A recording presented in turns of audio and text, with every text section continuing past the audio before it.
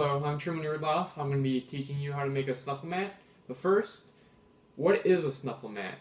So a snuffle mat is kind of like a game or an enrichment tool, you could say, for dogs.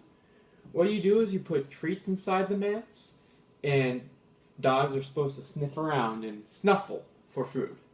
It gives them something to do if they can't go outside, and it's a fun activity if there's nothing else to do. To make a snuffle mat, you'll need two things.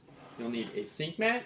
I have two different sizes because I'm making these for a shelter in Chicago called Paws, and they wanted two different sizes for different sizes of dogs. A smaller one for little dogs and a bigger one for bigger dogs. And you also need fleece. For the big mat, you'll need around 5 feet of fleece, and for the small one, you'll need around 2.5 feet or 3 feet if you want to round up. For the fleece, you want to cut them into 9-inch strips by around 1 inch. 1 inch to 1.5 inch is fine, but you don't want to go any thicker than that. Otherwise, you'll have trouble tying. Alright, with the fleece strips, what you're going to do next is you're going to first start in one of the corners, put it through, and then put it through another hole going long ways.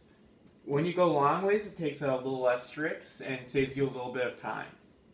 And then you want to put it through adjacent hole and pull it right through. You want it about equal on both sides. Then you're going to do a right over left and left over right. A simple square knot. Others might do another knot where it's just right over left. However, I'm doing 2 ties because I do not want these fleece strips to come out, and it'll stay in the mat for longer.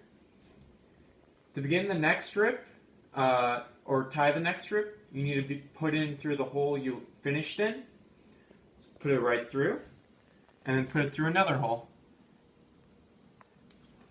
And then again, you're going to tie right over left, left over right. And you're going to do this all the way across the mat for every row. So you're going to do that down the whole mat, and it's going to look nice and neat. The back of a finished mat looks like this. You got all the rows, and then we do something special at the end where we just go the other way. We just do, on the edges, we just do strips that go, we tie strips going the other way. It just kind of finishes off real nice. These mats do take quite some time to make. This one takes about 2 hours, both cutting and tying fleece. And this big mat can take 4, maybe 5 hours.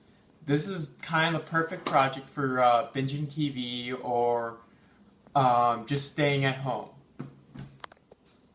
And that's how you make a snuffle mat. It's a really simple and easy project to do if you don't really have anything else to do, and it's actually quite cheap.